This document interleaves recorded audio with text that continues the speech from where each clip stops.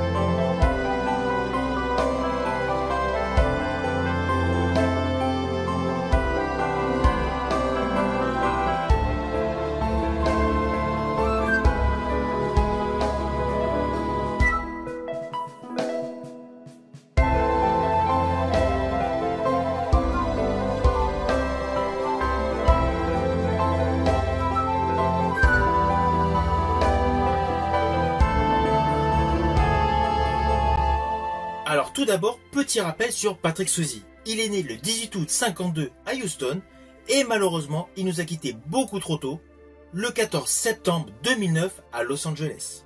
Il faisait partie des acteurs complets. Il était acteur, chorégraphe, chanteur, producteur et compositeur. Un panel extrêmement large pour un acteur qui a fait véritablement une sensation au cinéma. Patrick Swayze.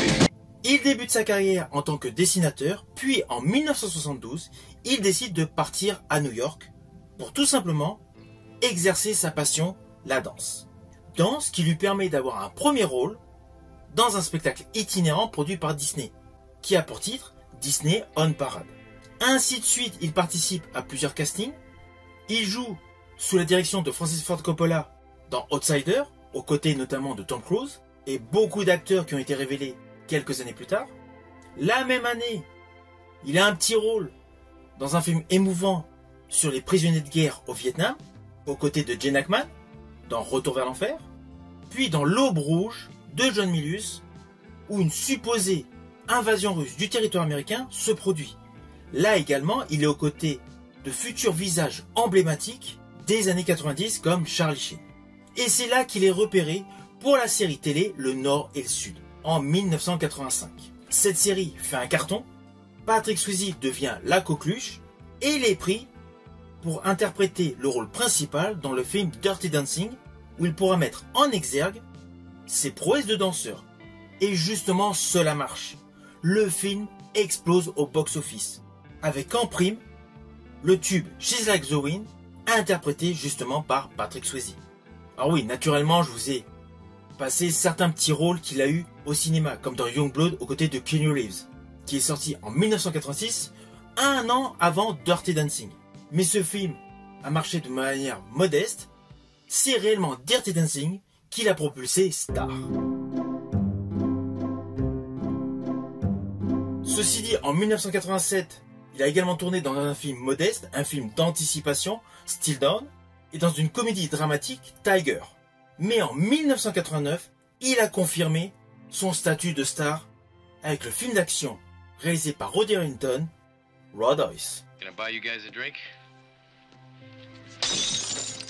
Guess not. S'ensuit Un flic à Chicago, Ghost, et Point Break. 3 succès commerciaux. Point Break, où Patrick Swayze retrouve Keanu Reeves. Patrick Swayze. Fear causes hesitation, and hesitation will cause your worst fears to come true. Keanu Reeves. You think I joined the FBI to learn to surf? S'ensuit dans ces films marquants La Cité de la Joie, Un père en cavale, 3 vœux, Black Dog et Lettre à un tueur. Et c'est justement là que ce film, L'honneur des voleurs, aurait dû être tourné. Car ce film était prévu pour l'été 97. Enfin, approximativement. Alors ce film, avec le titre original Honor Among Thieves, donc l'honneur des voleurs, était un projet qui avait été en gestation au milieu des années 90. Comme Patrick Swayze venait de cartonner dans Roadhouse et d'un flic à Chicago, naturellement ce thriller d'action lui était destiné. Avec une histoire qui collait parfaitement avec Patrick Swayze. Histoire qui devait avoir le synopsis suivant.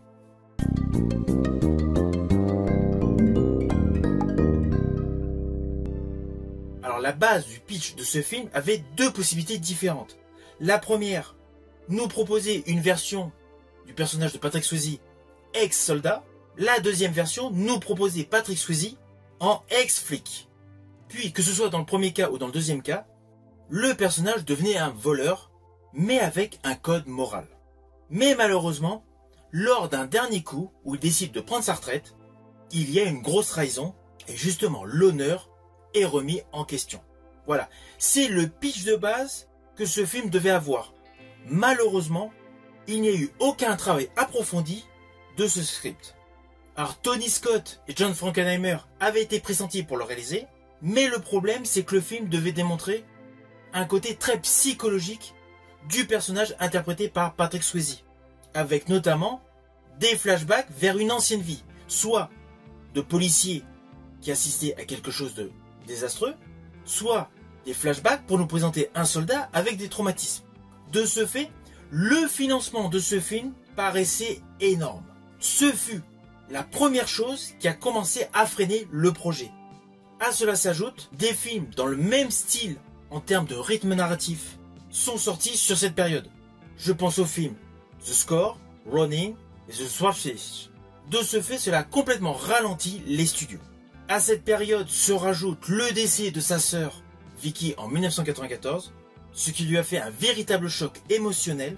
Lui, qui avait quelque peu plongé dans l'alcool en dehors de ses moments de tournage, a suivi une cure de désintox. Il s'est écarté des plateaux de tournage, le projet fut totalement abandonné.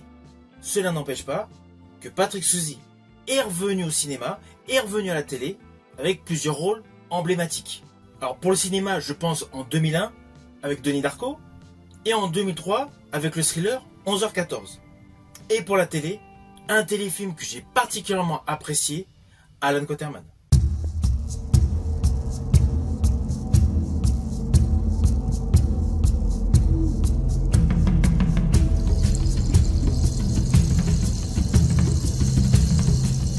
Patrick Swayze a donc continué sa carrière, mais ce projet, L'honneur des voleurs, qui devait tourner au milieu des années 90 pour sortir autour de 97, in fine, n'a jamais abouti. À ce qu'il paraît, le scénario n'est plus du tout dans les futurs projets d'Hollywood. Si vous avez aimé ma vidéo, n'oubliez pas, petit pouce vers le haut, pensez au partage. Quant à moi, je vous dis à bientôt pour une prochaine vidéo.